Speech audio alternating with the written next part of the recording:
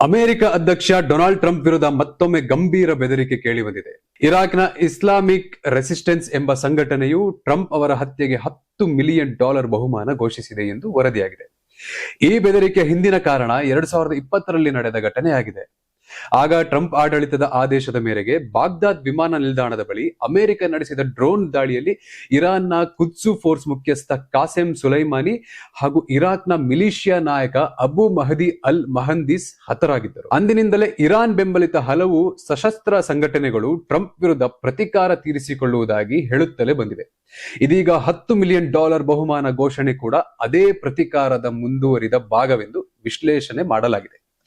ಈ ಘೋಷಣೆಯ ಉದ್ದೇಶ ಕೇವಲ ಬೆದರಿಕೆ ಮಾತ್ರವಲ್ಲ, ತಮ್ಮ ಬೆಂಬಲಿಗರಲ್ಲಿ ಉತ್ಸಾಹ ತುಂಬುವುದು ಹಾಗೂ ಅಮೆರಿಕದ ವಿರುದ್ಧ ತಮ್ಮ ಹೋರಾಟ ಮುಂದುವರೆದಿದೆ ಎಂಬ ಸಂದೇಶ ನೀಡುವುದಾಗಿದೆ ಎಂದು ವರದಿಗಳು ಹೇಳುತ್ತಿವೆ. ಇಲ್ಲಿಯವರೆಗೆ ಶ್ವೇತಭವನ ಅಥವಾ ಅಮೆರಿಕದ ಭದ್ರತಾ ಸಂಸ್ಥೆಗಳು ಈ ಕುರಿತು ಅಧಿಕೃತ ಪ್ರತಿಕ್ರಿಯೆ ನೀಡಲಿಲ್ಲ.